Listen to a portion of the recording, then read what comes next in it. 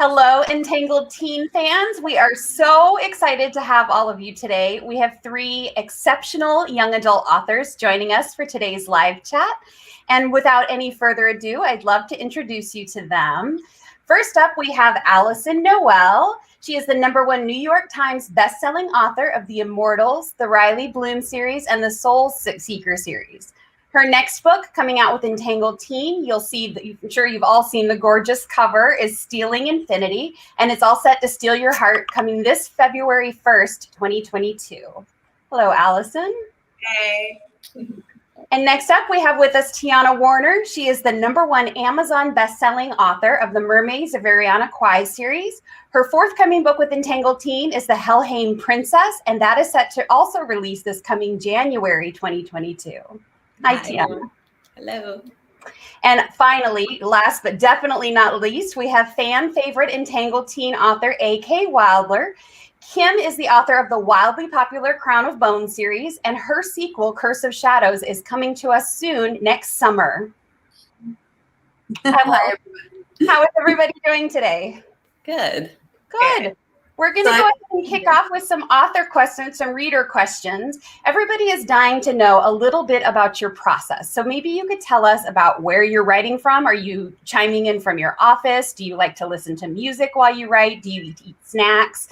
Let's go ahead and start with Allison and talk a little bit about where you're writing from. I write from right here. This is my official writing chair, my official writing computer, my notes behind me, somewhat organized, probably just for this moment though.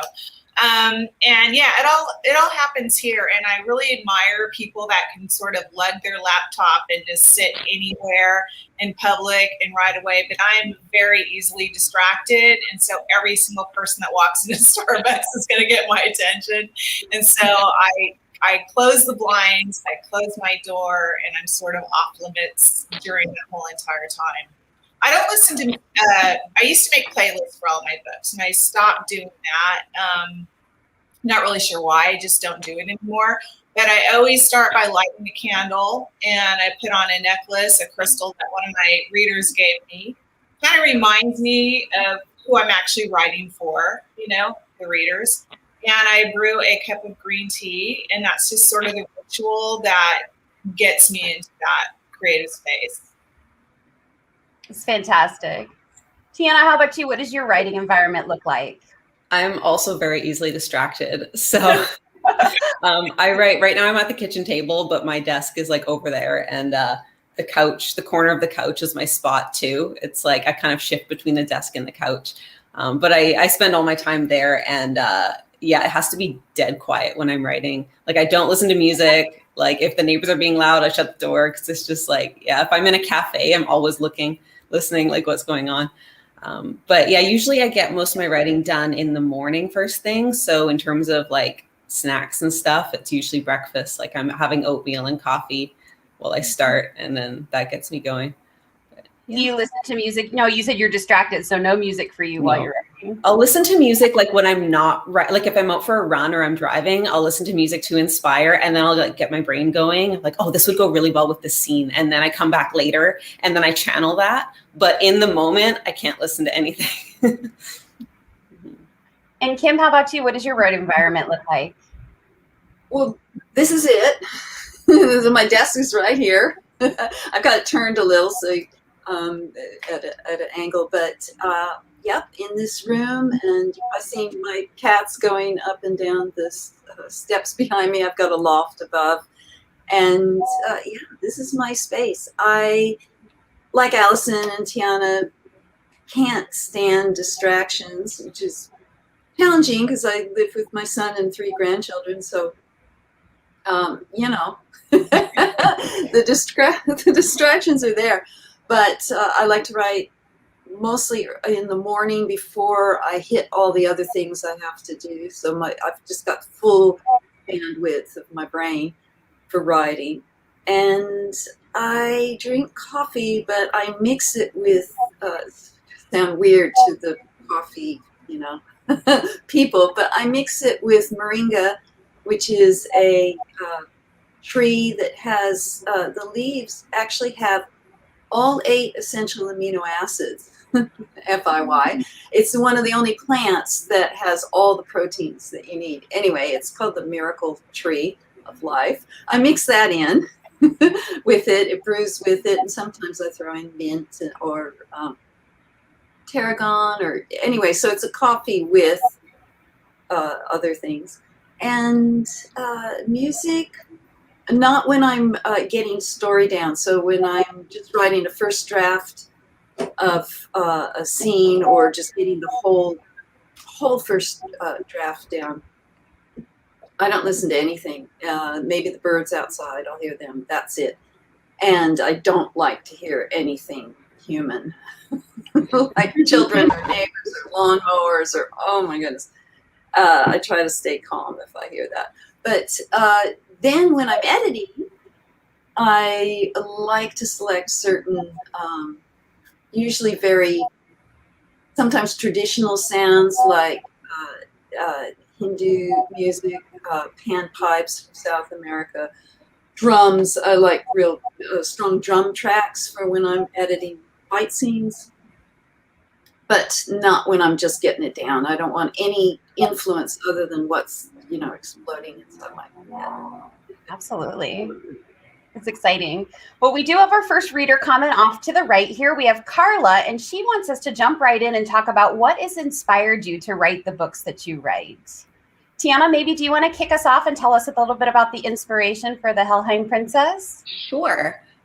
So yeah, for me, I love writing women warriors. My mermaid series is about a crew of female warriors who are sent out to fight deadly mermaids. So when picking the storyline for this one, I realized that like Valkyries are the most badass women. Like they're flying through the sky on winged horses, just destroying everybody. So that inspired me. I was like, hey, this is super badass. Like I love this so much.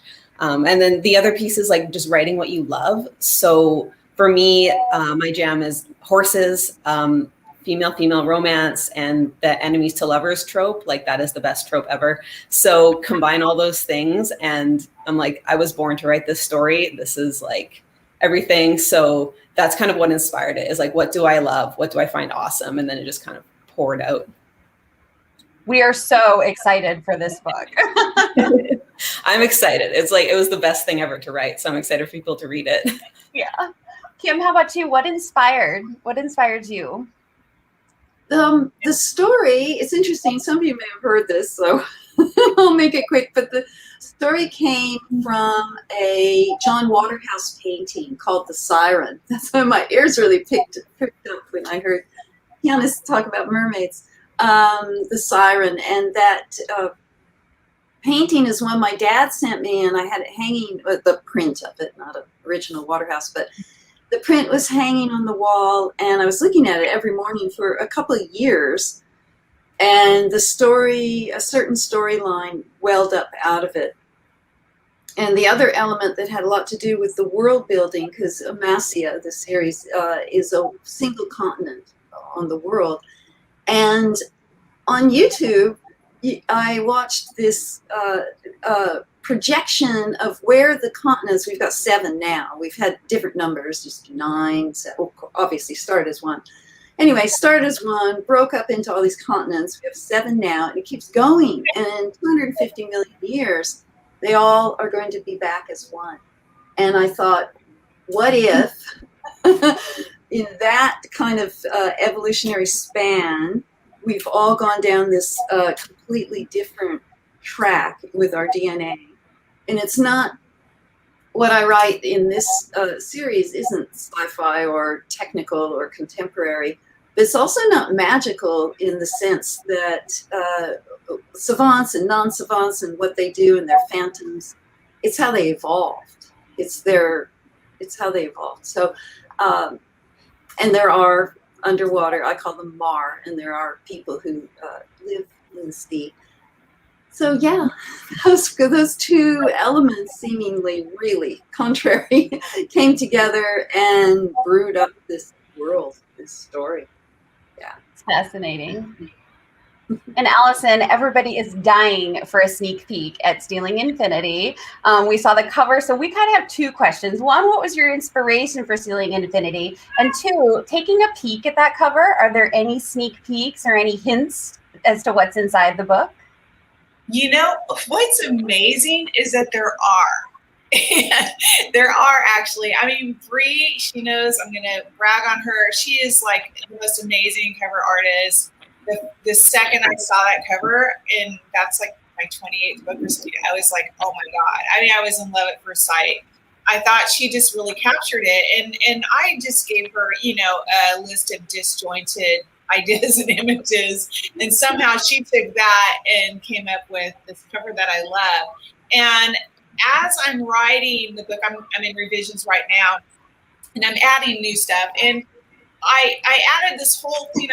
It's a spoiler, so I won't tell you what it is, but it involves something that's on the cover.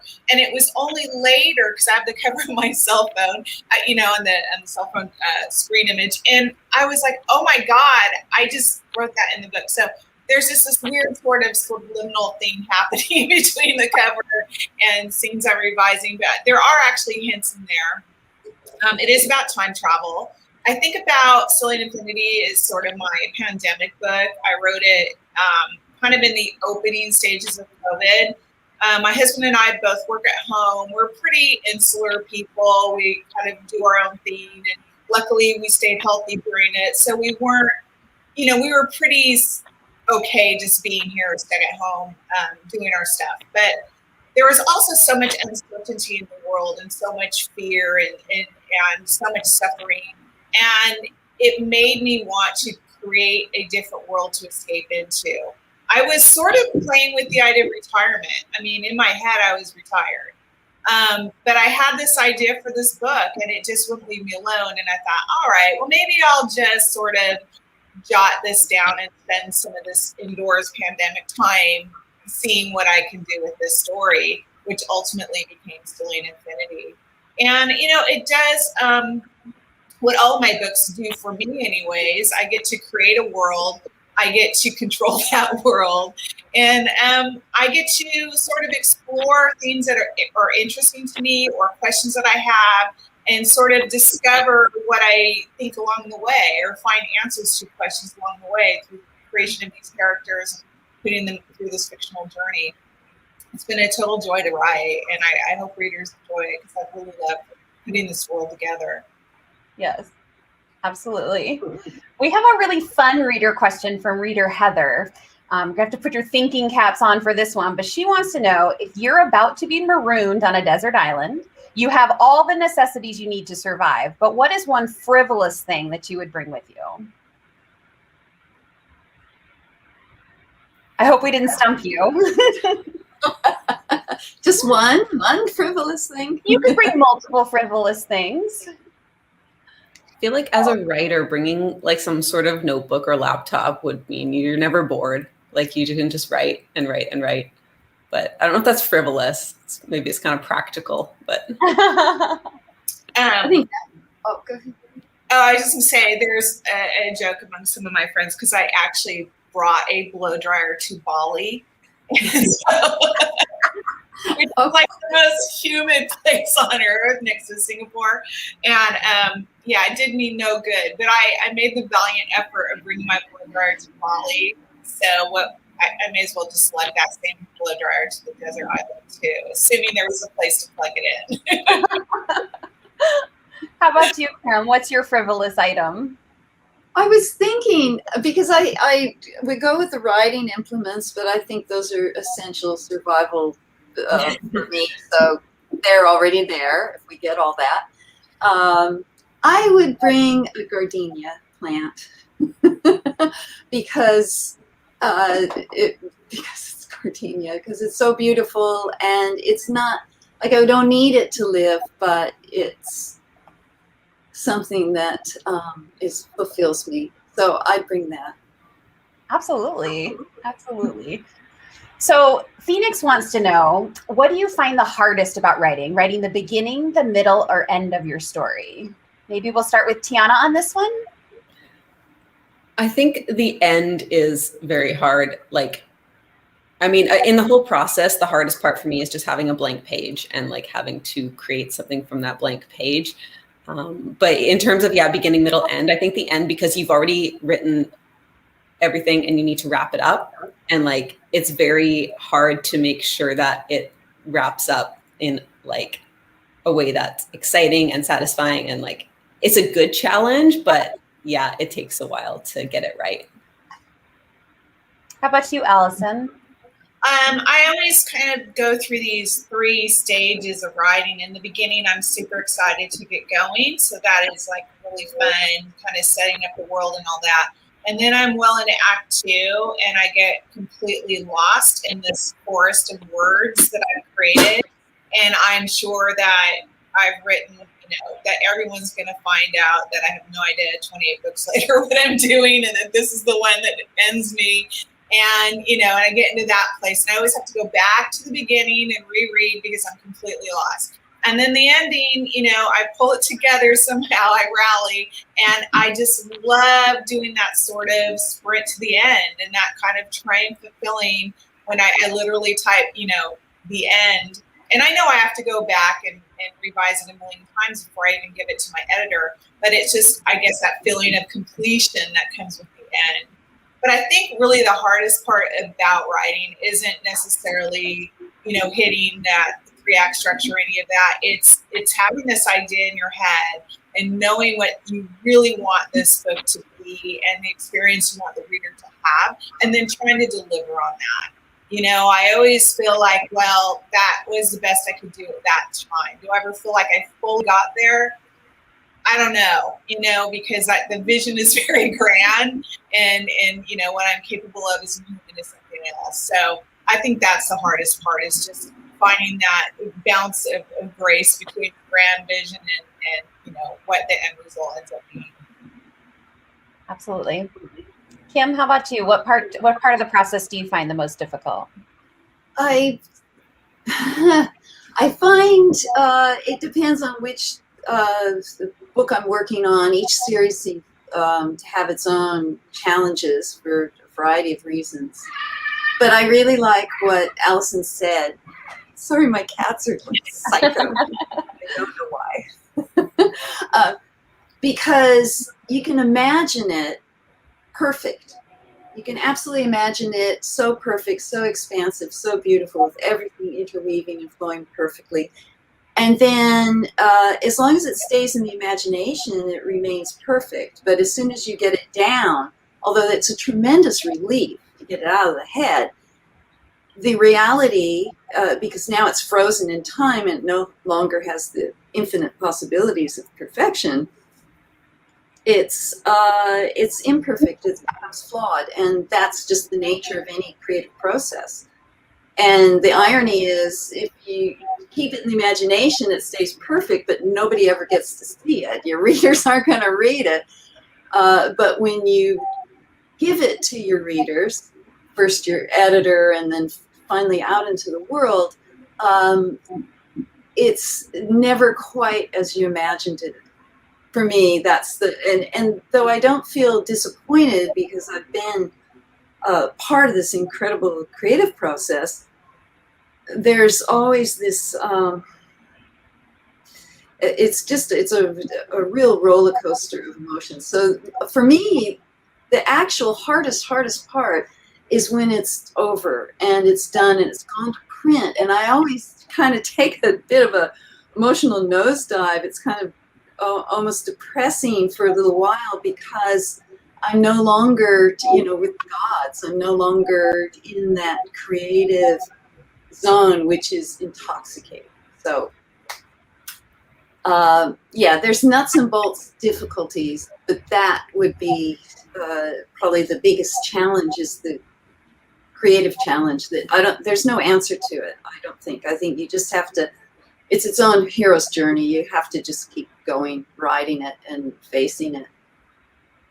Absolutely. And Kim, you've talked a little bit about creative challenges just now. Do any of you suffer from writer's block or some form of block? And if you do, how do you overcome that? For me, we've all been blocked. I don't really like to call it writer's block, but just you feel stuck or a little bit lost or whatever. For me, I always just, research has always been the remedy for that. And whether that's researching more into like, what is it my character really wants? Why can't she have it? That sort of thing. Or just doing some random research about the world, or, something that exists in that world. Or even, why did I want to write this in the first place? What was it I was trying to say? Because I told you, there's that certain point where I just feel a little lost. And that's when I can start feeling stuck. So if I just allow myself just to walk away for a little bit, I'm not going to force that part to come, and just go back and, just sort of go through my earlier notes. Like, what was I thinking? What did I want from this, or what part of this world isn't working? I just find that always sort of re-sparks this passion or drive to move forward. Absolutely. Tiana, how about you? Do you fight through blocks at all in your writing?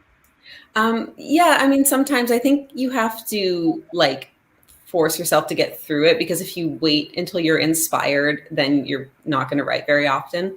So you just even if you don't feel like it, you just do it anyway, and then it starts flowing.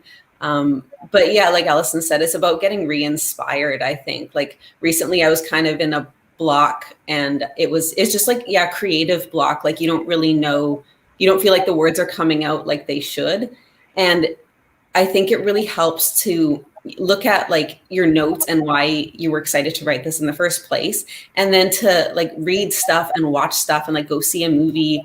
And I realized after not going to the movie theater for a year and a half, when I went recently to see Black Widow, I was so inspired and so excited. I was that was epic. And it reminded me this is why I write, to make epic stuff like that. And it was just just seeing a cool movie that really resonates with you. I think that helps to re-inspire. How about you, Kim? How do you work through blocks?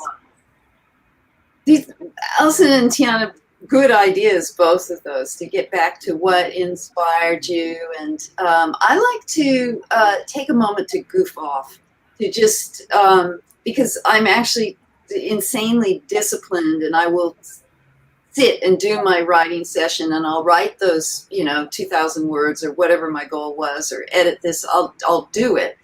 But if I keep coming back to a scene, or maybe a whole, there's a book I'm working on right now where the ending, I'm having challenging times with it. And one solution is to get very practical. And I've written 5 different possible endings.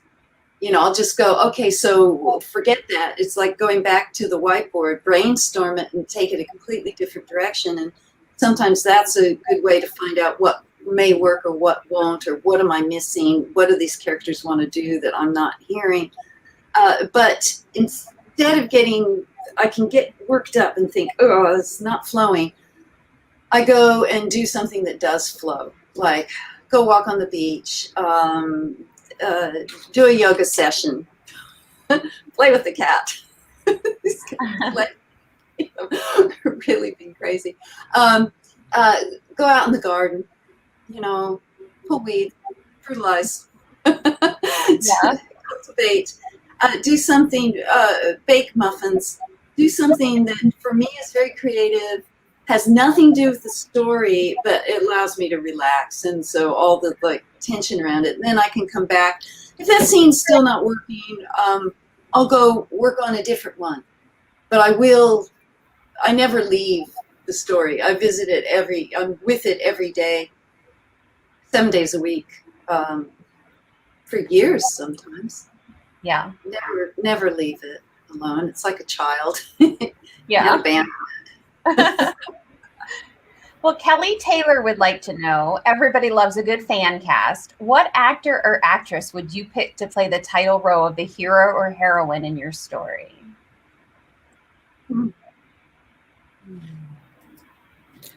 Okay, for me, because they're 16, I'm I think they'd be unknown actors. So yeah, it's I would want to cast unknowns, but I do have a Pinterest board with actors who were used to visually inspire. And because they're much older than 16, I think they're in their 20s or something like that. But from the show Vikings, Thorin, she's super cool with like a kind of like the undercut look and like really strong looking. And I was like, okay, that's kind of sort of a visual inspiration for Sigrid. And then for the love interest, Miriam, there's an actress, a Filipina actress named Catherine Bernardo, and I have her pinned for that because I thought like, yeah, she just looks like what I had in mind. Yeah. Do you make a Pinterest board for all of your projects, Tiana? Yeah. It helps a lot just to go and you kind of like pin things and just like vibe and then like kind of look at everything. And then you're like, okay. And then you can go right. And like, I've also got like, you know, flying horses and stuff and like the Valkyries and then, different like Viking aesthetics. And it's a lot of fun. I find like just to spend some time doing that. Then when you write, you know exactly what to describe. Yeah. Allison, do you have a fan cast in mind, or did you have some character inspiration while you were writing? You know, it's interesting for Stilling Infinity. I, was piecing the story when I was originally piecing it together. I keep a big file filled with just images that are interesting to me. And I've been doing that for years. And so some of these images go back from like Vogue magazine from like, 2005 or something, just stuff I've been pulling for years that I thought, oh, this is interesting someday. And so I have this big pile of random photos and just looks and moods that really fit and help craft the look and aesthetic and feel of this world. But as far as, clothing and everything, but as far as like casting the characters, this is probably one of the first times I really just haven't done that in my head. I really always liked the idea of going with an unknown. And like Tiana said, it would most likely be someone lesser known because the age is involved, But yes, I don't have a fan cast, but I have a really vivid aesthetic of what they're going to be wearing and what the world is going to look like. I know what everyone's room looks like, and sort of their personal aesthetic. Absolutely. How about you, Kim? Do you fan cast or do you have character inspiration? I have character inspiration, and I have a Pinterest board as well for a few different stories, but for Amasia, a lot of it's for the actual phantoms and so forth, which would be CGI. So that's interesting. But of course, there's voice. I definitely have actors that inspire me. But when I started writing the story, they would have been anyone cast in for the mains who are like 17, 18, 19. They would have been, 8 years old when I started working on the project. So it would be unknown. I would think it would be unknown. But yeah, I get images in mind. I don't get super locked in because I want to be open to that infinite possibility. And I don't know if this happens in publishing or if there's a lean towards it. I'll have to talk to my editors about it. But to not be, to give the form and feel and energetic the description of the character, so you feel like you really know them, but not to paint them so precisely that if it did go to film, it would be really clash. I'm just remembering that when Vampire Diaries came out, there was a big hoo-ha for the L.J. Smith fans that it was based on her books, or the books that she that were written for it, because the character was blonde and blue-eyed, the character of Elena, and of course they brought in this completely different look, and because it worked for the character, the essence of the character that they were portraying.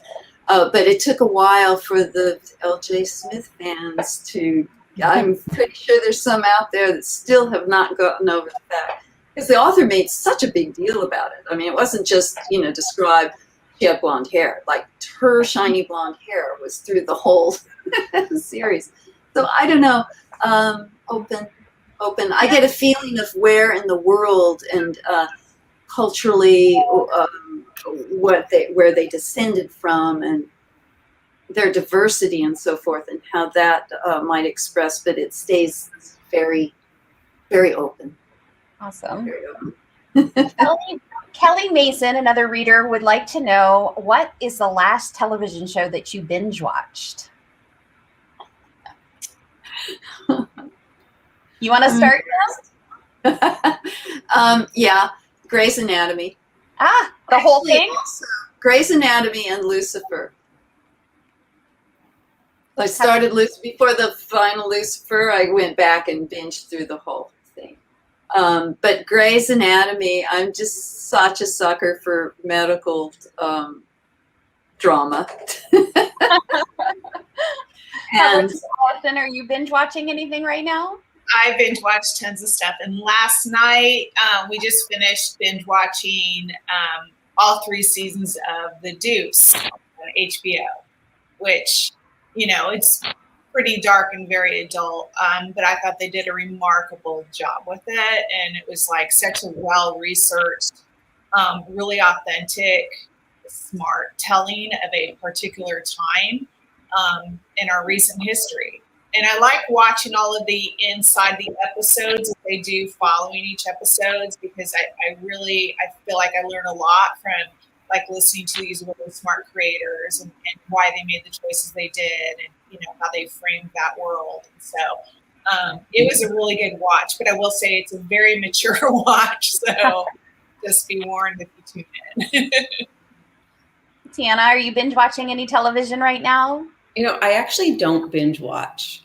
Ah. Maybe I'm weird, but I'm like, I don't, my attention span is too short and I get fidgety. I'll watch like 1 or 2 episodes and then be like so fidgety and then I have to like get up and do something else. But yeah, so I don't know. I binge watched The Office when I was in university just because I was like procrastinating from studying for exams. So maybe that's the last thing. A good binge watch is good for procrastination. Oh yeah, definitely. Kelly Mason would also like to know if you have a current favorite YA novel. Ooh, I'm reading something that's blown my mind right now. It's not an Entangled book. Actually, well, I will mention an Entangled book that I've very recently read that I absolutely love, and that's Under the Milky Way. That's Vanessa Barneveld's. I love it. I've actually got a quote on it, but that's because I do love it. I can't wait for that to come out. That's August. What's the date on that? August 10th. And I think Vanessa is actually joining us in the comments over here. She mentioned saying hello to all of you. Yeah. Vanessa. I appreciate my cats. She's got a Bengal cat too, and they're crazy. But anyway, right now I'm reading. I know the title. Blood for Magic by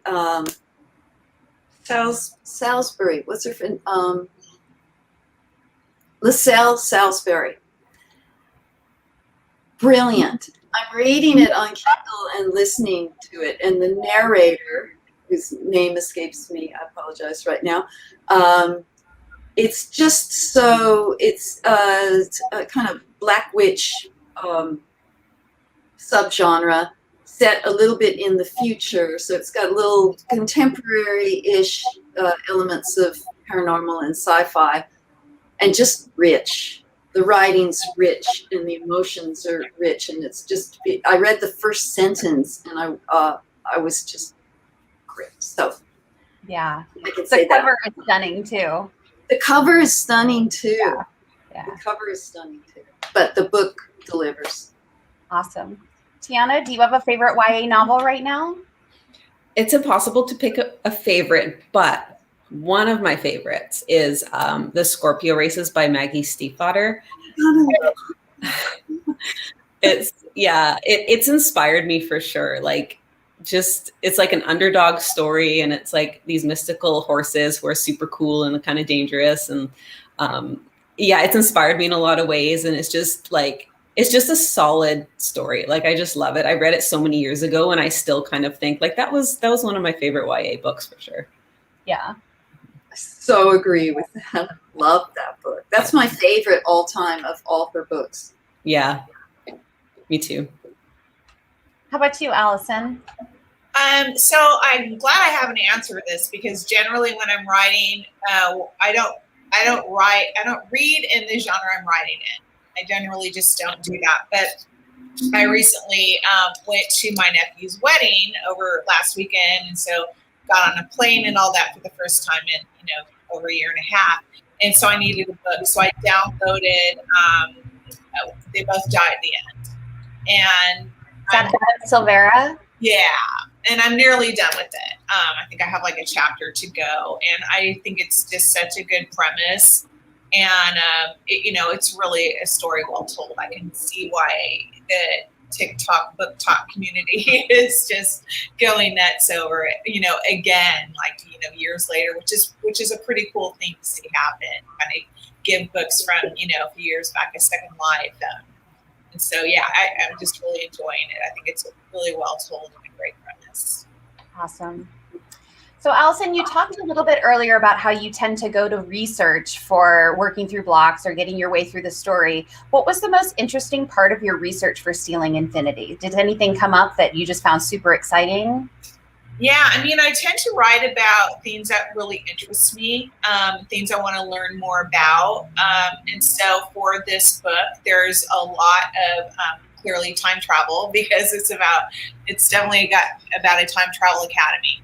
And so just really delving into that, the idea of time travel, and, reading works and ideas from physicists and how theoretically it is a possible thing. We just can't quite accomplish it yet, but theoretically we could do it. And, just sort of taking this idea of that and, going deeper into that, like what would happen if somebody had the potential to do that? How would you use that? Like, what would you do with that? What are the things you would change, or would you change anything? And then art plays a really big part in it, and I have a huge affection for art, and so I took a lot of online classes, which was great during COVID. There were so many like Zoom classes and stuff you could join, learning about, taking tours of the Louvre, which I've been there many times, but getting able to get like this in-depth tour of one section of the Louvre from, an expert, was a really cool thing to do. And, hidden like paintings under paintings and all of these art thefts. There was a whole thing about art thefts. So just sort of diving deeper into this world of big ideas of time travel and art, and then sort of going deeper into asking these sort of morally gray questions. What would you do if, and would this be good? But if it's partly good and partly bad, which is it lean more towards? And so it was a real deep dive into some pretty big philosophical questions, and I really loved that part of creating this world and writing that book. And some of it made it in there and some of it didn't, but it sort of has the overall atmosphere of that. It colors the scenes that I did write, and it colors the characters and the movies. Fascinating. And Tiana, this is kind of our Entangled teen fans' first talk about the Hellhane Princess. Can you give us any sneak peeks or talk a little bit more about your book? Yeah, I can kind of talk about what it's about, basically. Sure, yeah. So it takes place in the 9 Norse realms. It's about Sigrid, who's a stable hand. She wants more than anything to become a Valkyrie, who are the warrior women on winged horses. But Valkyries are born as a bonded pair with a winged horse. And she's the only girl her age who was born with an ordinary gelding. So she can't be a Valkyrie. She's doomed to be a stable hand. And then she sees a vision of herself leading a Valkyrie charge on Odin's 8-legged stallion, Sleipnir. And then she realizes that there's a greater destiny possible for herself. So she makes an alliance with an enemy Valkyrie who agrees to help her get to Sleipnir. And then the two of them have a bit of chemistry. And that's all I'll say about it, because no spoilers. Yeah. Like I said, we're very excited. What was your favorite part of Norse mythology? My favorite part was Sleipnir, Odin's 8-legged stallion. Like that was super cool to research him and write about him. He's written in the original Norse poems as being like the best horse in the entire world. So I'm like, okay, how can I write the best horse? Like he's massive. He's jumps twice as high, he's twice as fast. I ended up drawing inspiration from a breed of horse called a Frisian. I don't know if you've heard of them or seen them, but they're like these stunning horses who are just built very upright, and you can envision them charging into battle. And so I've got Sigrid's gelding is like this thoroughbred who's very lean, and he gallops very like a racehorse, very flat.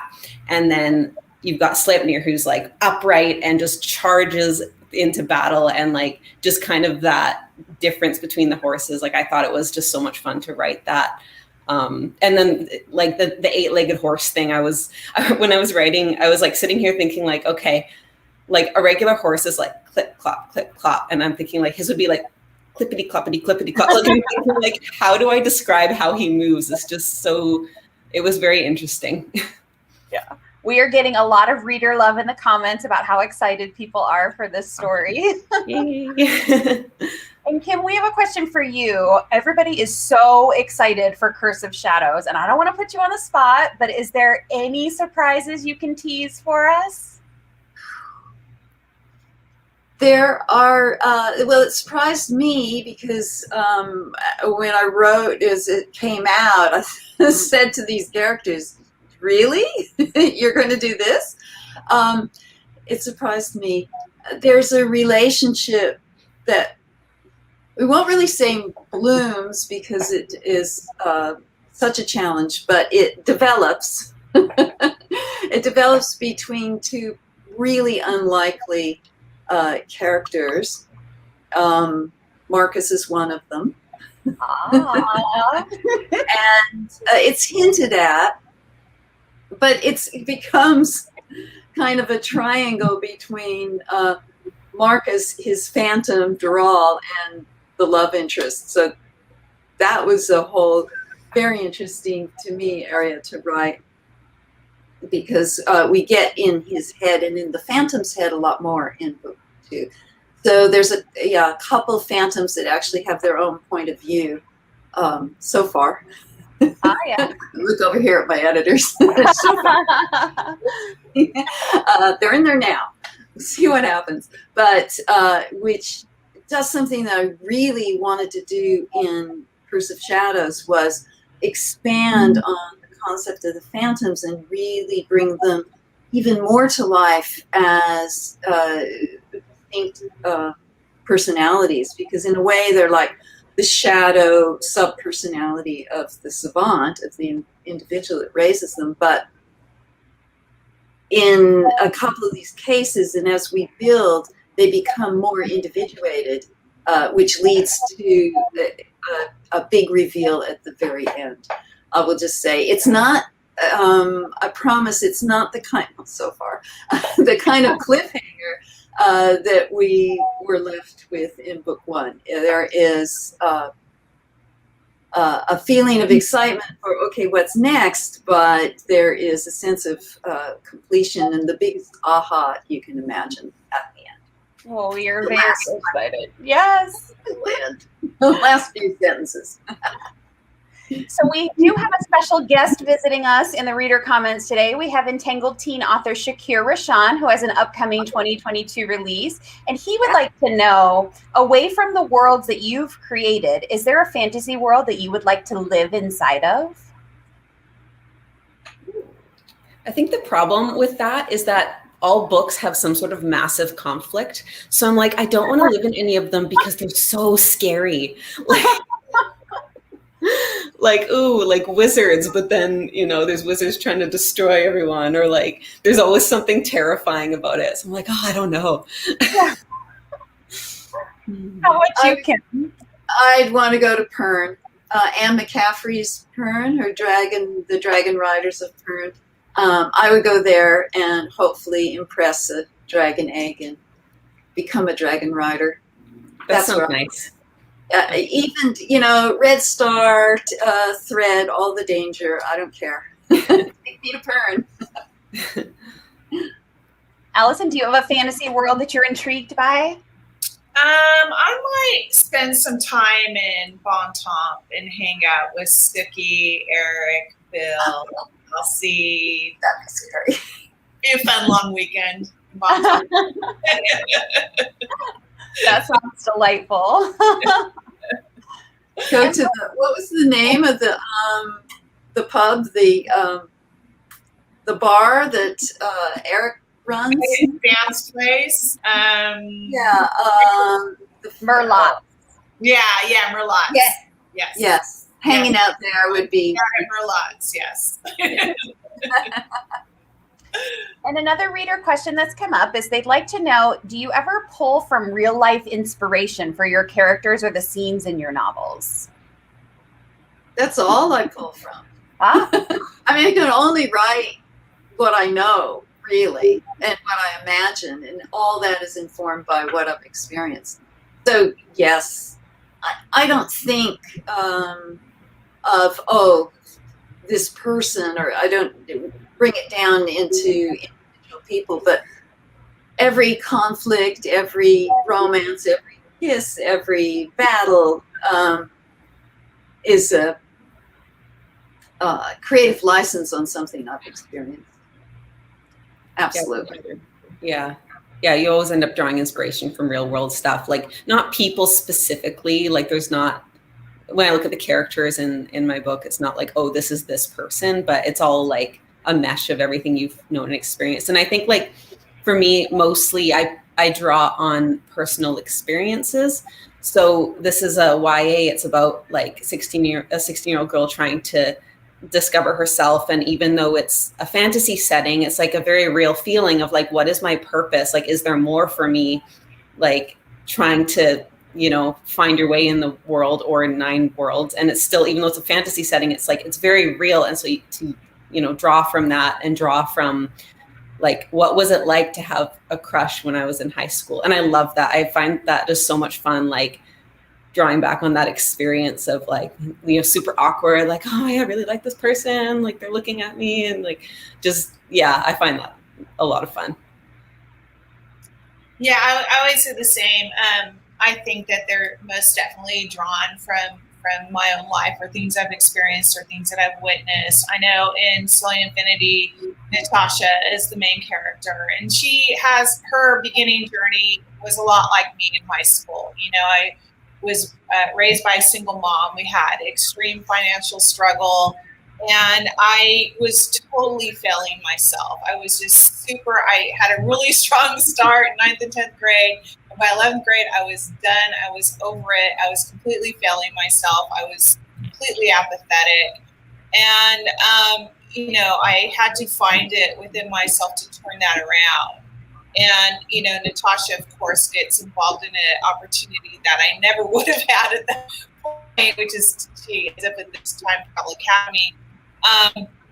But I put myself in her shoes, like how would that have felt? And there are really great things that come out of her experience there, and also very troubling things as well. And so again, that moral gray area of, what is the greater good? But yeah, and then the fantasy elements of my books are generally based on real things, paranormal things or things that I've studied. And so it's sort of the vehicle to tell the story in this way. But the journey that the character is on is very much a real world teen discovering herself and her strengths along the way and who she really is. So going along with that a little bit, Vanessa wants to know what made you fall in love with writing YA? Why YA for you? Tiana, do you want to start? Oh, Allison? No, it's Tiana, you want to go? Sure. Yeah, I think it's kind of what I was saying about like writing about the feeling of being that age and like you're discovering yourself and what in terms of romance, like what it feels like to have a crush on somebody. And I think writing like female romances, it's like the representation of that is so important. Like this was my experience as a 16-year-old. Like I didn't realize that, I was super awkward around this girl in high school. And I was like, oh, she's like so cool and so pretty. And like, maybe it would be fine if we kissed, but like, oh, like just super. And then I realized like, 10 years later that like I had a crush on her. And it was like, and it's like, now I'm writing about stuff like that and those feelings. And it's like, I've been there, I'm with you, like, just being able to relate to the readers that way. I think it's just so great, like just being able to write about those real emotions. And it's like, it's a fantasy setting for me. It's there's flying horses, there's like an 8-legged horse, but it's like still just such a real experience, and blending those together makes for a really cool story. Allison? Yeah, I think it's a really ripe time for storytelling. It's a lot of first experiences. You'll never experience love like that again. You'll never experience a betrayal like that again. All of these scenes that really shape us happen in those earlier years. And through those experiences, next time we come across that, we have a little bit of a shield up because we've been there before. So you're at your most vulnerable, you're at your most open, and it's such a great sort of time to revisit. At the same time, when my first book 28 books ago was a YA book, I didn't see it as a YA book, partly because I don't think the YA genre market was nearly as big then as it is now. But also, I was just telling a story who happened to be a teen. And it was only when I went through the formal publishing process and got an agent and a publisher and all that what we have here is a YA book, But before that, I was just writing a story about a girl who happened to be 16. I wasn't thinking of it in those terms. So, and I still don't think of it in those terms. Like, I'm writing a YA book. I'm just writing the journey of this particular person who happens to be this age. And how about you, Kim? Kind of similar to what Allison just said. All the series I've written before writing as A.K. Wilder, there were younger and older and all-aged characters, big ensemble casts, epic fantasy, but not YA. And so when I delivered the Amasia series to my agent, she said, "Kim, this is a YA." I said, "Oh, really?" And she said, if we just rewrite a little bit like this and this and this, she just gave me some notes on how to maybe reform it slightly different ways, slightly different pacing, slightly different beginning. And at first I was just surprised. I didn't understand, but I did what she said, and it is a YA, and it dawned on me that I love reading YA. And you know how they say, write what you love. So it made sense. It made sense to do. I've completely forgotten what the question was, but I know it was about writing YA. I think you covered it. Okay, good. Kim, we had another reader want to know, what was the most exciting part about diving back into your world, your fantasy world?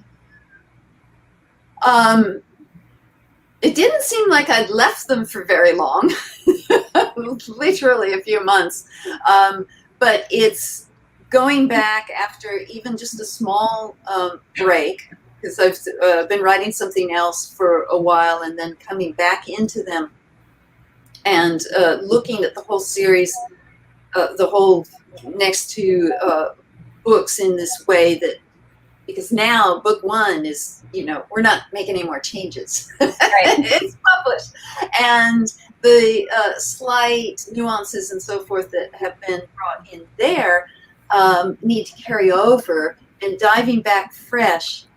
Oh my gosh, just being able to, I'd have to say it's the dialogue, just going back into the dialogue between the characters. They're all really established. The readers, we might remind them of a few things about this or that, but they're there. They know what's gone before. So there's this feeling of, okay, what's next? And to be able to tell and show the readers what is next, and taking it to where you can't when you are just beginning. It's sort of like in a relationship where at the beginning it's all fresh and it's all exciting, and did they mean to touch me, and is that look for me, and all that excitement is great.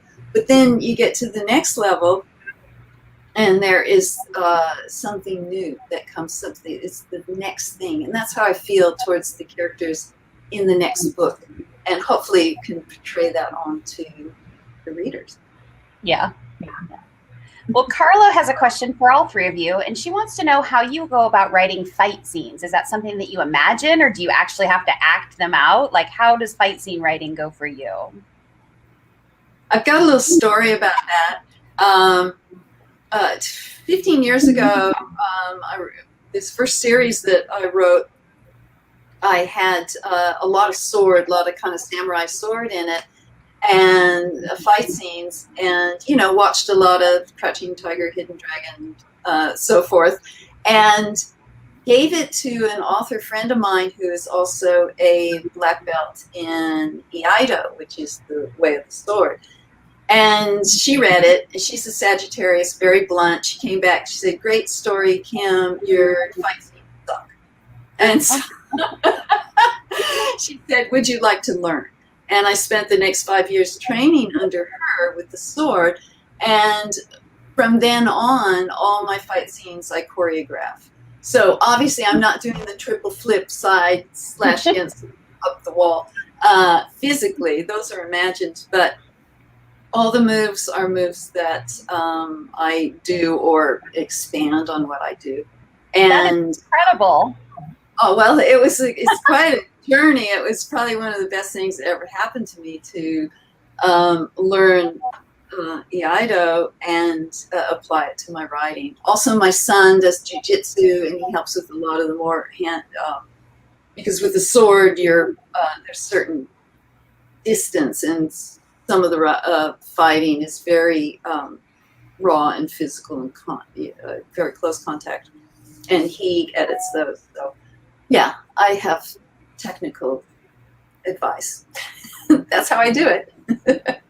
How about you, Tiana? How do you attack an action or a fight scene in your novels? In a similar way, like, I think I agree that having that physical experience is essential, because you need to know like what it feels like to be in that moment. And so for this book, like, when I was saying I think I was born to write this one, it's like I ride horses. I've ridden horses all my life. And so when I'm writing the battle scenes on horseback, it's like I know what's possible and what it feels like. And so even though they're winged horses, it's still a horse. And so I'll look up videos for inspiration of like stunt riding, and like the Lipizaners at the Spanish riding school, how they'll like leap in the air and kick and stuff like that. And even like Prince Philip games is when you're like, you gallop down, you like grab something off the ground, you gallop back. It's like, there's just a lot of different types of stunt riding. And so I was looking at videos of that and like just channeling that into the battles. And that was so much fun. Like, my favorite scenes to write